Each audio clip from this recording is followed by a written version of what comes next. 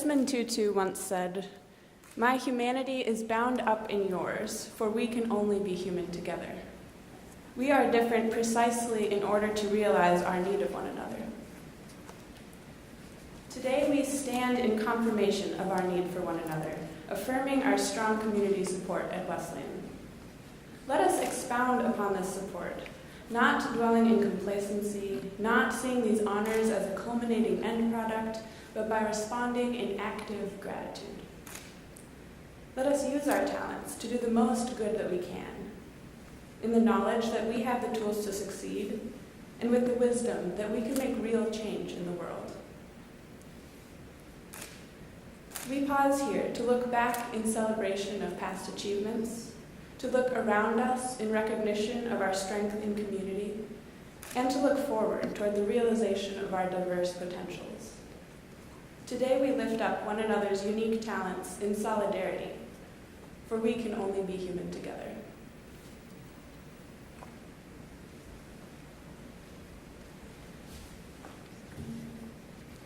You may all sit down.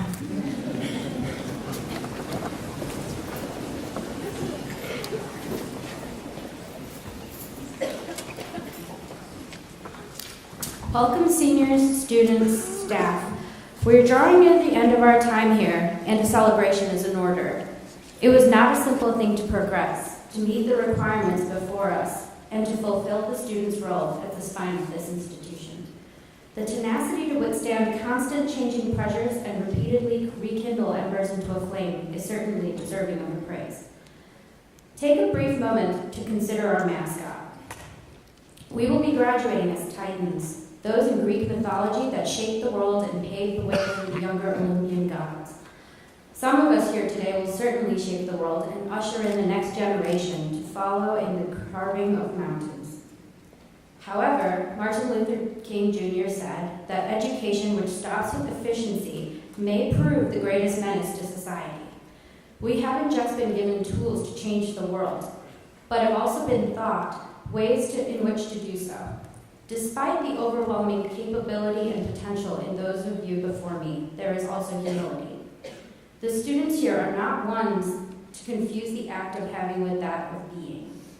Rely on your fellows, for the company of peers that towards incorruptible virtue and lasting success.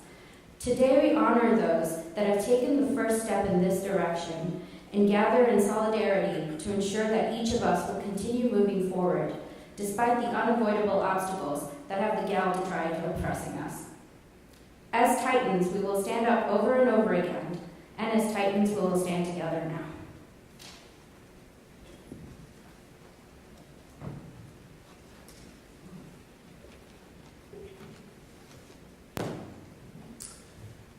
On this day, above all others, we come together to recognize and celebrate our honored students. I have colleagues who in just a moment will introduce Phi Kappa Phi and Phi Beta Kappa members and honorees. And your program identifies many more students who have distinguished themselves through scholarship, artistic achievement, activities, and service to the university. These honored students are too numerous to identify by name, but allow me to draw your attention to the following categories of honors, awards, and distinctions that are found in your program and are being honored today. Honors in the College of Fine Arts. Named scholarship and award recipients. Members of academic honorary societies. Leaders in student government and other campus activities. Most valuable players and team captains in varsity athletics. To honor all of these students, may I ask every student in attendance, seniors and otherwise, here today whose name appears in this program, to stand so that we may recognize you.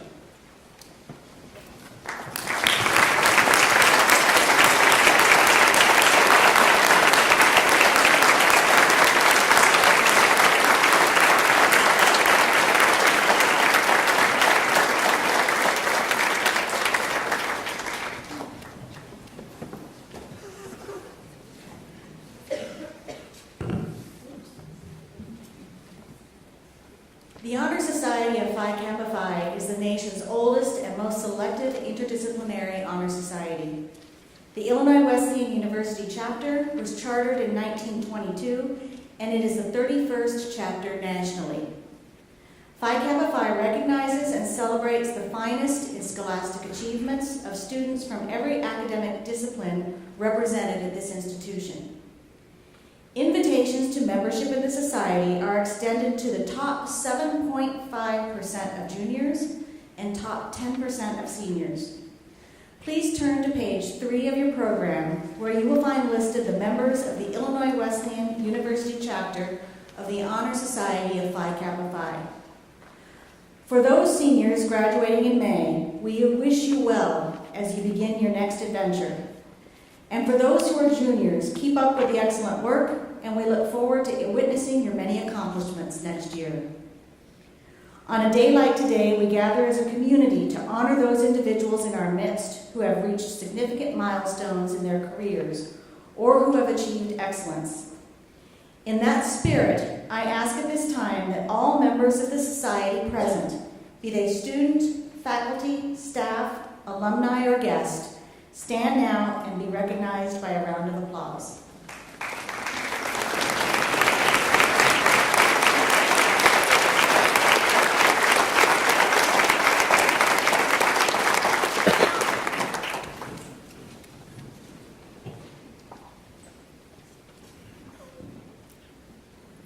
Founded in 1776, Phi Beta Kappa is America's oldest academic honor society and was the first to name itself by Greek letters and introduce the customary characteristics of subsequent honor societies: a seal, a Greek motto, in our case, Philosophia Bio Kybernetes, which translates as the love of learning is the guide of life.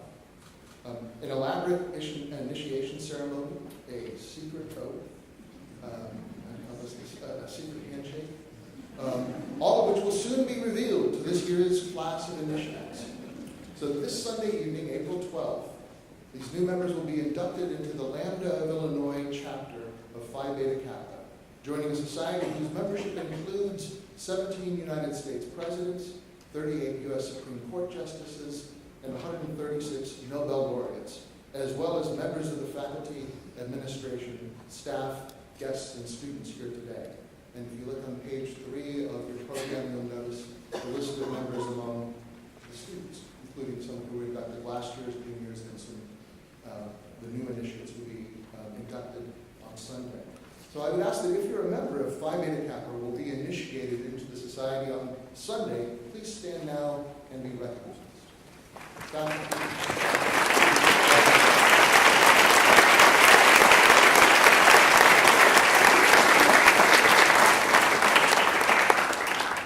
Phi Beta Kappa honors not only academic achievement, but the clear manifestation of 3 core values that we deem central to our society: the value of liberal learning, the value of academic integrity and commitment to the social good, and the value of friendship. We look forward to welcoming a new group of students who embody these values at the initiation ceremony on Sunday. Thank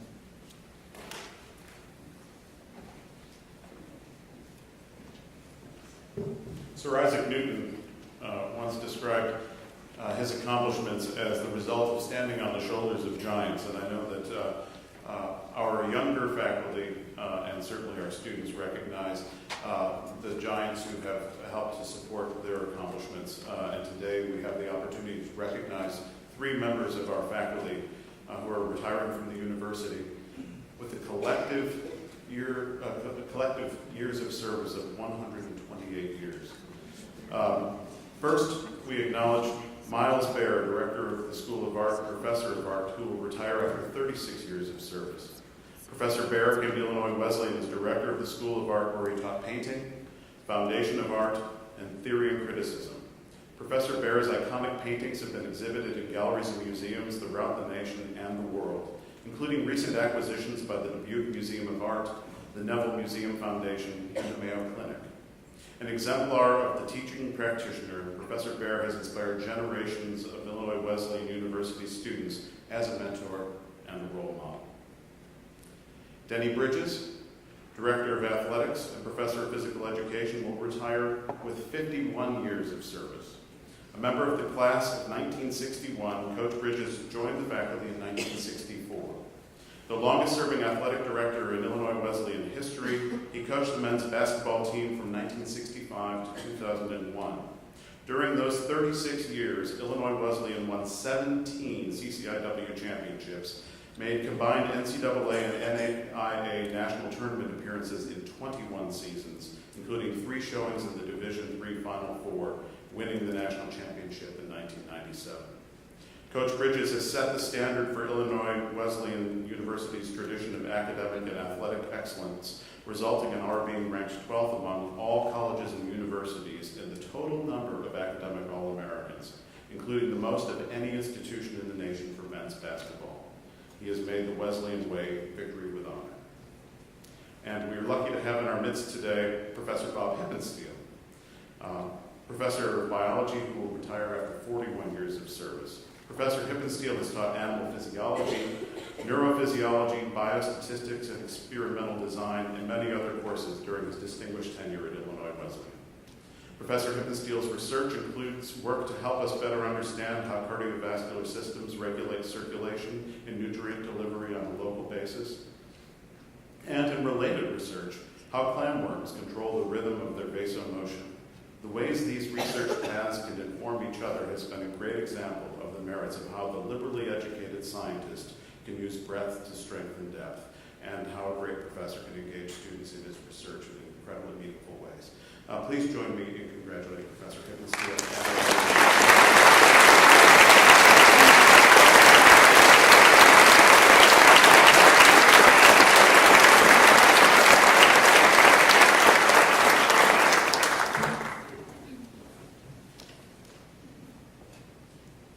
It's my great pleasure this morning to introduce Kathleen Montgomery, professor in the Department of Political Science, who is the recipient of the 2014-15 Kemp Award for Teaching Excellence.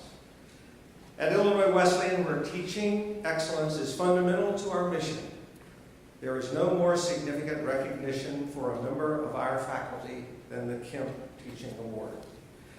The Kemp Award recipient is nominated by faculty colleagues and selected by members of the Promotion and Tenure Committee. You will find an extended biography for Professor Montgomery in your program, but I would like to mention just a few highlights. Kathleen received her undergraduate degree in political science at Santa Clara University and went on to earn a doctorate in the same field at Emory University in Atlanta. She is an accomplished teacher, having twice been elected Professor of the Year by the student body.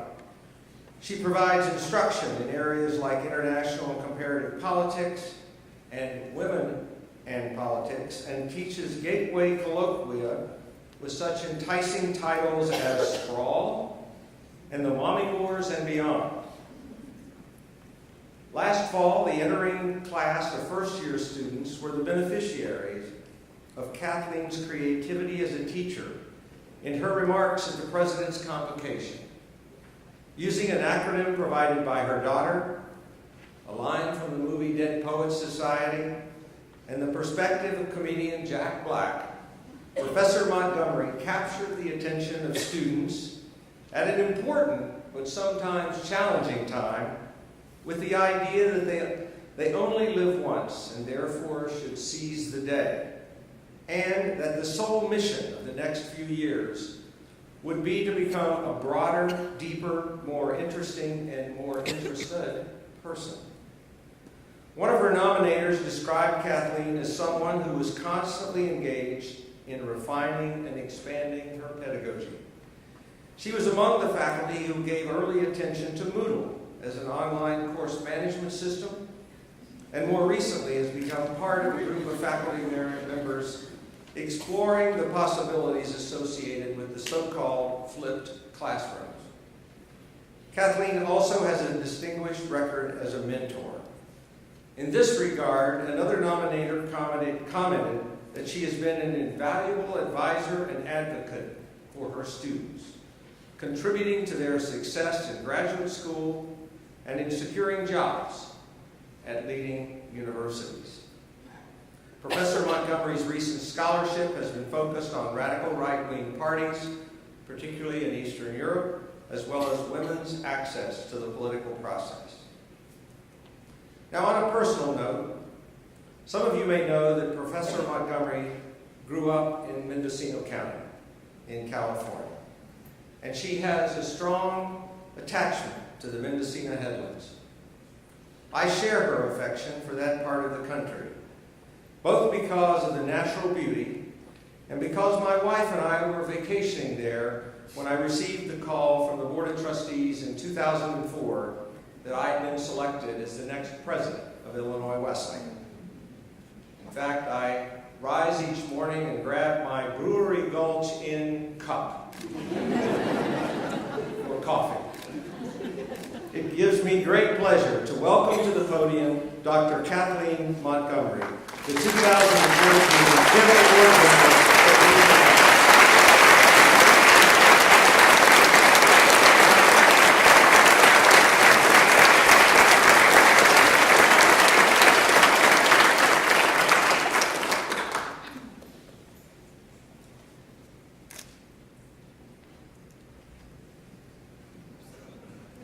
There we go. Well, you took me back with that reference to Brewery Gulch. All right, I'm a little thrown off by that. It's a great opportunity to have the opportunity to speak to our 2015 student honorees. I'd like to thank President Wilson, Provost Green, the Board of Trustees, and the Kemp Foundation for their support of teaching at IWU. I'd also like to thank all the wonderful colleagues and students over the years. You've made Illinois Wesleyan feel like home. Finally, deepest gratitude goes to my husband and fellow political scientist, Frank Boyd, right there, for everything, always, of course, but especially today for patiently helping me to survive the preparation for this address. Before I begin, let me also give a shout out to our kids. Alston and Bronwyn, there you are. I am so proud of you every single day, and it means so much to me that you're here. Good to give them a sheet card. Seniors, you are here today to be honored for all you have accomplished in your time at IWU. Soon, you will step beyond the walls of this institution and out into that illimitable space called the future. This is a heady time, but it's also a little nerve-wracking, and I'll bet the questions have already started. What's next? What are you planning to do with that major? Lovely about the awards, but what are your plans for after graduation? Mostly, these questions serve as conversational filler. They don't require an elaborate or deep response. Still, if you're asked often enough, you might start to think that you're supposed to have the answers, that you actually ought to know what you're going to do with the rest of your life. I'm here today to assure you otherwise. I've spent most of my adult life studying and teaching politics, but as the title of this talk suggests, I did not set out to be a political scientist. I've actually had a few students come by the office since they saw the poster, puzzled and maybe even slightly alarmed. What exactly do I mean by accidental? The only way that I can explain it is to provide a little bit of personal background, so maybe that's where we should start. Fun fact. Long before I became a professor, I was a kid, growing up in the Back to the Land movement. My family started out here in suburban Southern California, and later moved here to that Mendocino County, to rural Northern California to start a self-sufficient organic homestead. To say that we were part of a movement probably overstates the level of coordination. People in those days went back to the land for various reasons. Some joined communes, others were anti-government survivalists. My parents came at it from the political left. They were committed environmentalists who rejected the mainstream suburban lifestyle, which they associated with conspicuous consumption, empty materialism, cultural conformity, and, of course, environmental destruction. They wanted to live a simpler life, closer to the land, and initially tried to create that in a suburb of LA. We had chickens, rabbits, and dairy goats, and some horses, right in the middle of an otherwise normal-looking subdivision.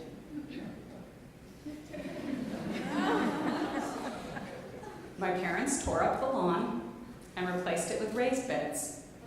We set up a little shop on our front porch and sold our homegrown fruits and vegetables and yogurt made from raw goat's milk. I didn't know at the time how different we were, or how much our neighbors despised what we were doing. They called the city inspectors to harass us on various code violations, real and imagined. A vet friend had to cauterize our rooster's vocal cords so he wouldn't wake the neighbors at dawn. We had to turn over our compost heap in a very particular way to avoid smell. Flies were a constant worry. I think we were already out of LA before I realized that our across-the-back neighbors weren't really named Mr. and Mrs. Clean. That was just my parents' nickname for them. Eventually, the situation became impossible, and we took the whole operation north. My dad fashioned a camper on the back of our 1961 Ford with canvas tarp and tent poles. We were one part Ingalls family and one part Jode, singing Little Boxes at the top of our lungs as we left suburbia behind. We settled in a small coastal valley near the town of Boonville, population 714. And yes, that is me, hugging my little goat Edelweiss.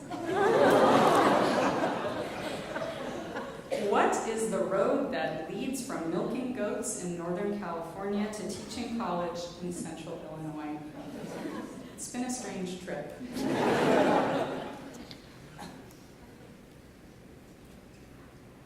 Our family never made it completely off the grid, but at the height of our homesteading years, we produced most of what we consumed and managed to live without things that most Americans take for granted.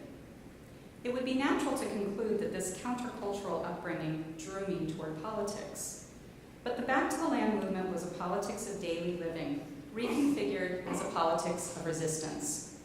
What we did was anti-political, or at least anti-political establishment. I don't think it launched me toward a career in political science, at least not in any direct way. I always figured I'd grow up to be an artist, or a writer, or I'd go into something practical, like forest conservation.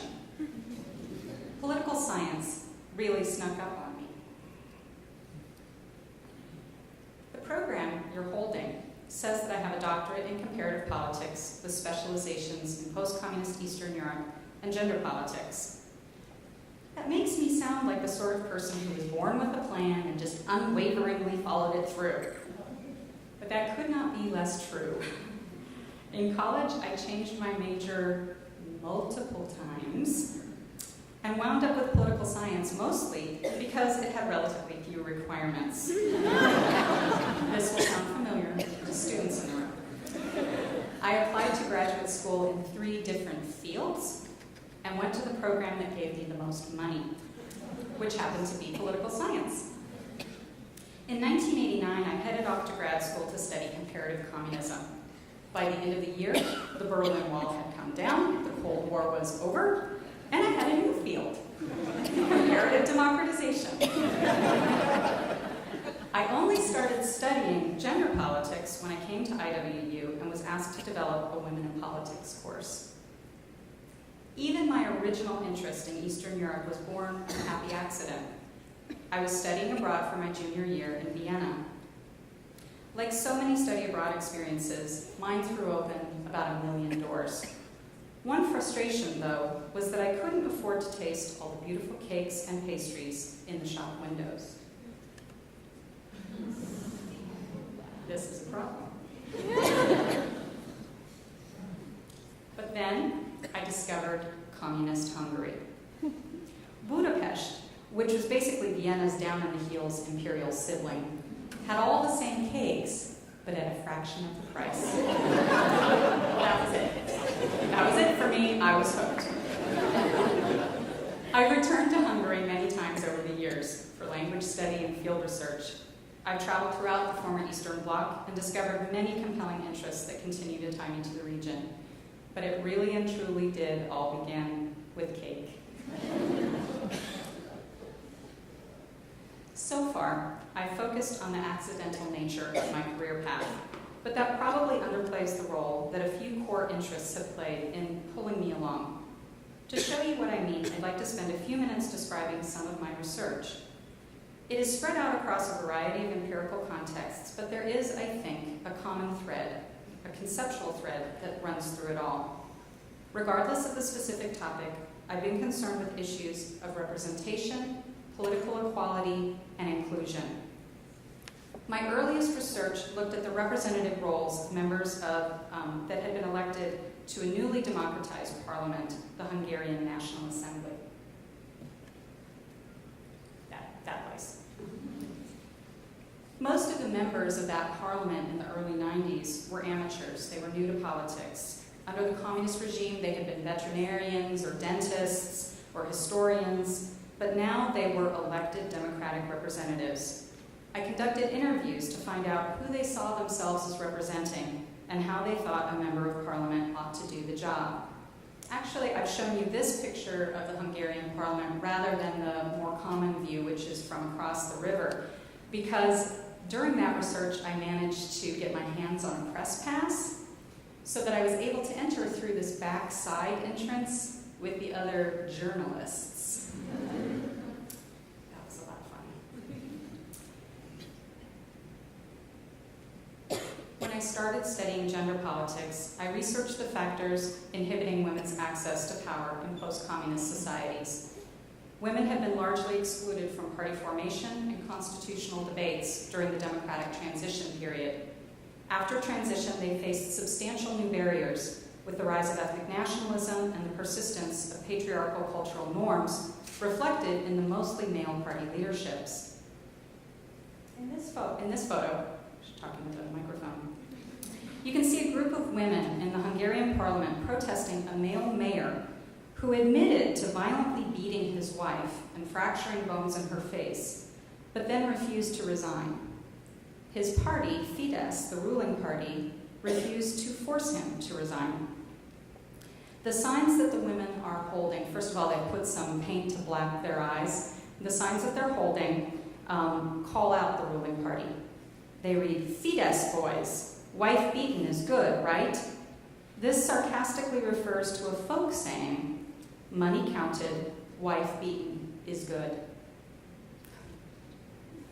I'd say they need more women in politics. I didn't have a gender politics agenda until I came here. Now I can't imagine having a career that didn't grapple with these issues. In fact, I wrote a novel inspired by some of the movements we study in women in politics. I have to shout out to Sarah. These are movements in which ordinary citizens who do not see themselves as political nonetheless mobilize to effect profound political change, to demand peace or protect the environment or speak truth to power in ways that can shake an authoritarian regime to its core. Now, don't run out to the bookstore and expect to see this novel. It still isn't 100% completed, and I suspect it's probably not particularly good. I mention it today because I want you to see that there are many different ways to pursue an idea. The novel offered me a different creative way of treating the same issues that run through all my empirical research. Most recently, and the president addressed this in his comments, I've started to study European far-right parties, and in particular, a Hungarian party called Jobbik. Jobbik is an exclusionary populist party, meaning that it sees society as divided into two mutually antagonistic groups, the corrupt elites and the wholesome people that Jobbik believes ought to be sovereign. But when Jobbik says power to the people, it has a very specific idea of who the people are, and more importantly, who the people are not. And it's a long list that includes Roma, Jews, foreigners, feminists, homosexuals, former communists, members of the ruling party, Eurocrats, and pretty much any elites that Jobbik sees as insufficiently nationalist. In this picture, you can see members of Jobbik's unofficial militia wearing the uniform modeled on the one worn by the interwar fascist party, the Arrow Cross. Now, of all the research I described, this must seem the furthest from Northern California lefty hippie homesteading. But if you think about it, exclusion is the parasitic twin of inclusion. Jobbik now claims to be the second largest party in Hungary, and similar parties have been making gains all across Europe. It is tempting to look away. These are frankly nasty organizations. They espouse horrible ideas. They objectify and exclude women and promote various chauvinisms. Jobbik, for instance, keeps a website, an unofficial website, that tracks what they call gypsy crime and Jewish crime. It's ugly stuff, but I think that's exactly why it's essential to scrutinize and interrogate the electoral appeal of these parties. A Hungarian colleague once said to me, "I don't get it. You study politics, but you seem so nice." I can't say whether I'm nice or not.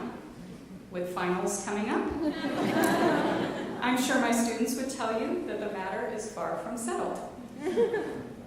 What stayed with me about the comment is the naturalness and ease of the underlying assumption that politics and decency are fundamentally at odds.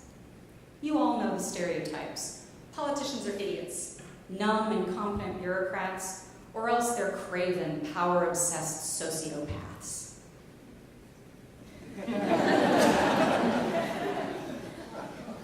Popular shows, like House of Cards, confirm what we already suspect, that power corrupts, and the corrupt seek power at any cost. Not a lot of nuance going on in this picture. Actually got the blood dripping.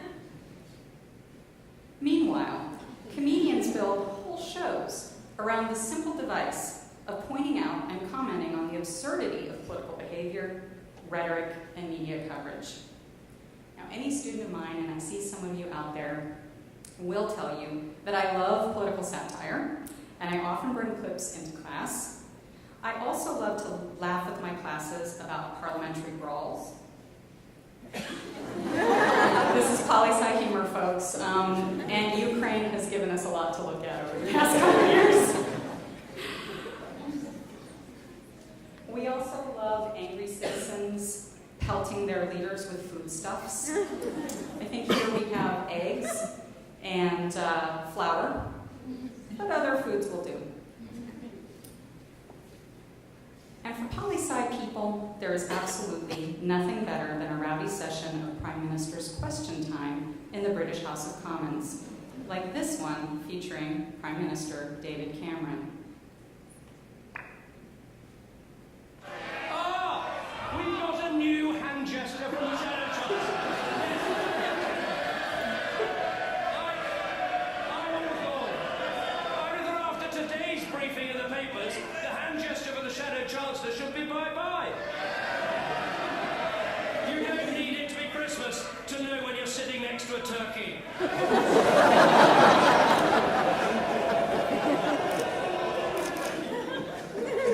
Ah, yes, nothing like the lofty discourse in the world's oldest parliamentary democracy. I wish American politics had a little more of that. I think it's really good to laugh, and nothing brings out the extremes of human behavior quite like politics, and that is funny.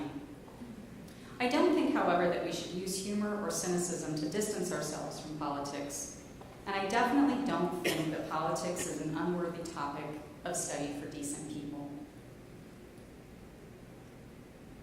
In my introductory course, Comparing Nations, we start off with the basic definition of politics as the struggle for power to make authoritative decisions on behalf of the public as a whole. Now, if we focus on just the first part of that definition, the struggle for power, it's easy to see why politics has a dubious reputation. We have to read on to discover what the struggle is for, to make authoritative decisions on behalf of the public. The intellectual historian Tony Judt laments that Americans nowadays find it difficult to use the word public without embarrassment.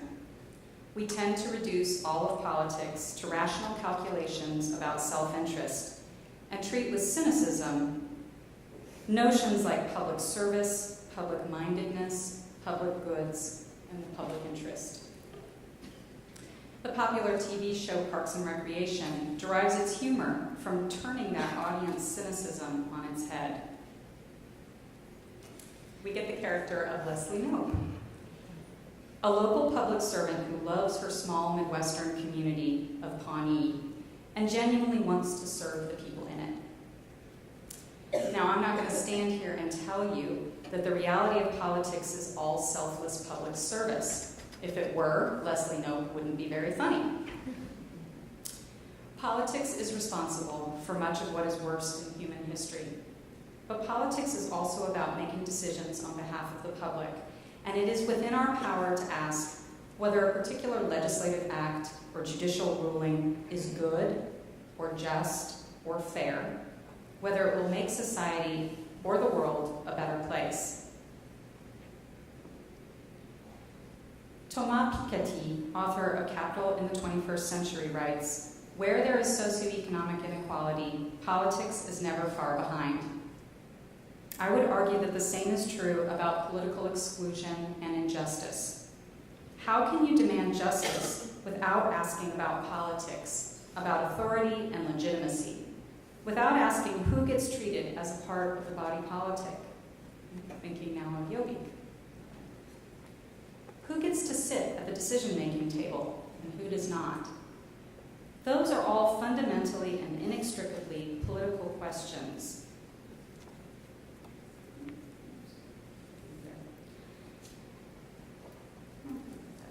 I came to political science at least partly by accident, as I've said. But I think that those questions are terribly important. And as I said before, I think that's what keeps pulling me back to this career and this area of study. The core concerns of politics keep finding me. And maybe some of you will discover the same. Not with politics, perhaps, but with some other field. Medicine or education, music, psychology, or something you haven't even begun to imagine. If you just take a step forward after graduation, and then another, and another, before you know it, you will have answers to all those well-meaning questions about your future. Something will find you. It might be exactly what you always planned, and that's great.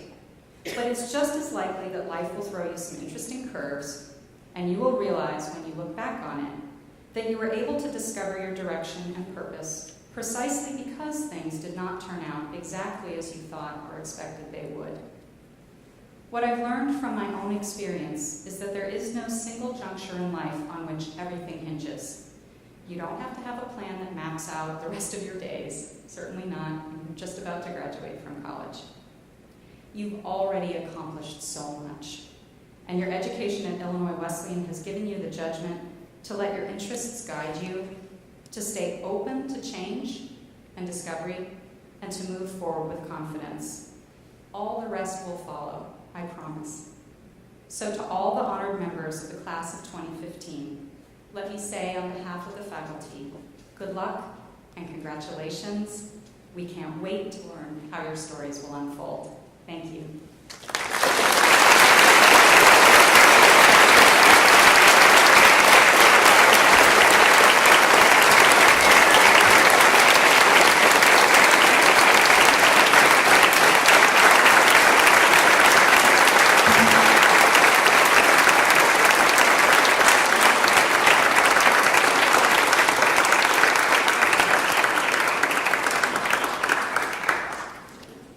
Thank you, Kathleen.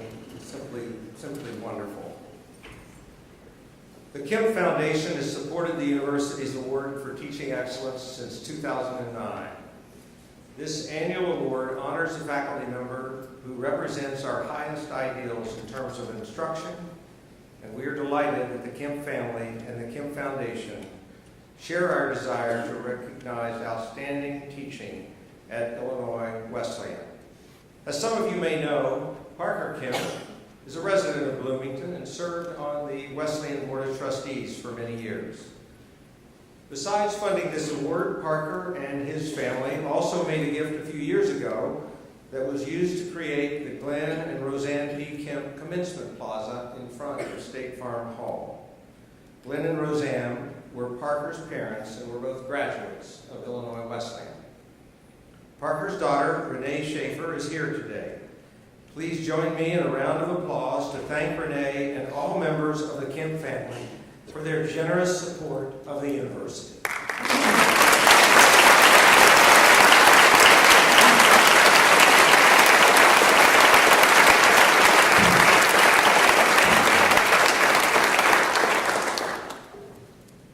Dr. Montgomery, on behalf of my family, I'm very proud to present to you the Kemp Foundation Award for Excellence in Teaching. Thank you. What a wonderful speech that was. Thank you.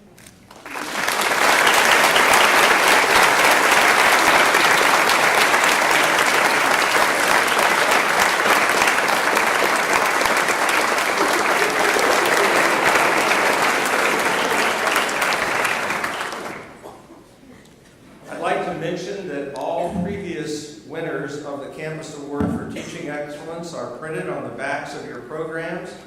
And I'd like to ask that all previous award winners who are here today, if you would please stand and be recognized.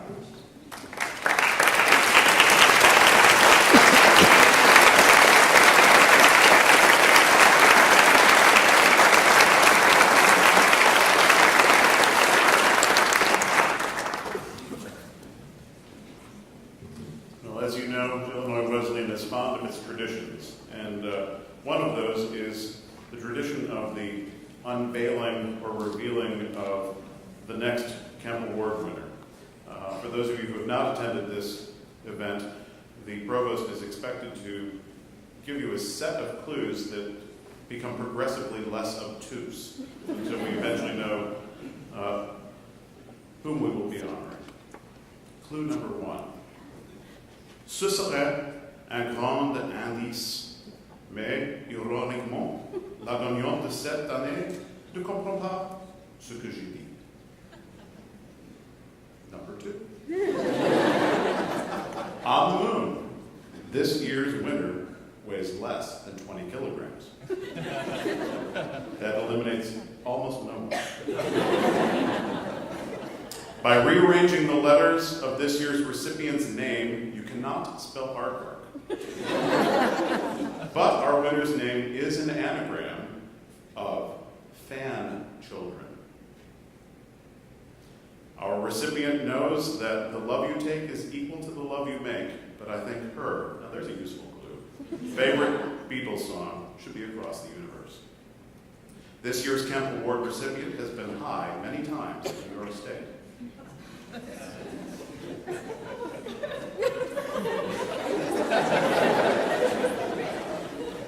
Twice, I have seen her use a potato as a visual aid in a lecture. She knows who Brendan Rodgers is, and that You Will Never Walk Alone is the official anthem of the Liverpool Football Club. You don't know yet. With an Arts U baccalaureate from Indiana University and a Master's of Science and PhD from Cornell University, our Kemp winner is the very meritorious Linda French.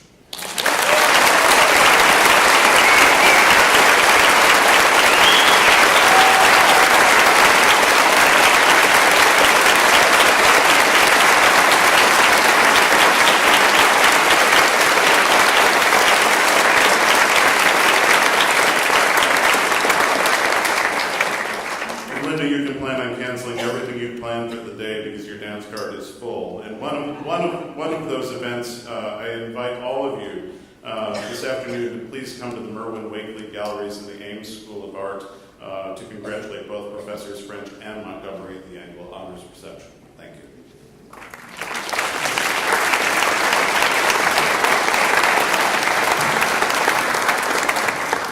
Well, this is a wonderful day for Illinois Wesleyan, a day to honor the graduates of the class of 2015, a day for a wonderful lecture, and a day to announce the award winner for next year for the Kemp Teaching Award. I could not help, as Kathleen was moving through her remarks, to think about my own life and probably for many of you, the things that we could not have imagined as we began our careers have in fact come true. With that, I'd like to invite Rachel Bouchel to come forward. She's going to lead us in singing Alma Wesleyan.